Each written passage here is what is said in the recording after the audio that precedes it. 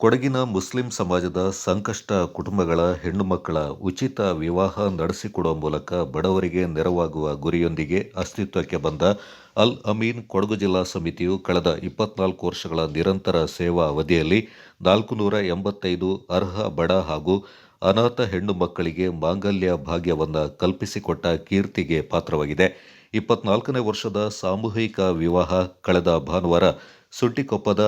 ಎಸ್ಎಸ್ಎಲ್ನಲ್ಲಿ ನಡೆದಿದ್ದು, ಕೇಂದ್ರದ ಮಾಜಿ ಸಚಿವ ಸಿಎಂ ಇಬ್ರಾಹಿಂ, ಮಡಿಕೇರಿ ಶಾಸಕ ಡಾಕ್ಟರ್ ಮಂತರಗೌಡ, ಮಾಜಿ ಶಾಸಕ ಕೆಎಂ ಇಬ್ರಾಹಿಂ ಮಾಸ್ಟರ್, ಕೊಡಗು ಜಿಲ್ಲಾ ಖಾಜಿ ಎಂಎಂ ಅಬ್ದುಲ್ಲಾ ಫೈಜಿ ಮುಂತಾದ ಗಣ್ಯರು ಪಾಲ್ಗೊಳ್ಳುವ ಮೂಲಕ ಜಿಲ್ಲೆಯ ವಿವಿಧೆಡೆಗಳ 11 ಬಡ ಕನ್ಯರ ವಿವಾಹಕ್ಕೆ ಸಾಕ್ಷಿಯಾದರು.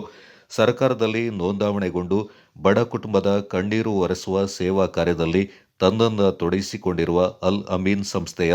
ಸಮಾಜ ಸೇವೆಯನ್ನು ಕೊಂಡಾಡಿದ ಮಾಜಿ ಸಚಿವ ಸಿಎಂ ಇಬ್ರಾಹಿಂ ಅವರು, ಮುಂದಿನ ವರ್ಷ ಅಲ್ ಅಮೀನ್ ನಡೆಸುವ ಬಡವರ ಕಲ್ಯಾಣಕ್ಕೆ ತಾವು 5 ಲಕ್ಷ ರೂಪಾಯಿಗಳ ಕೊಡುಗೆ ನೀಡುವುದಾಗಿ ಘೋಷಿಸಿ ವಧೂವರರಿಗೆ ಶುಭ ಹಾರೈಸಿದರು.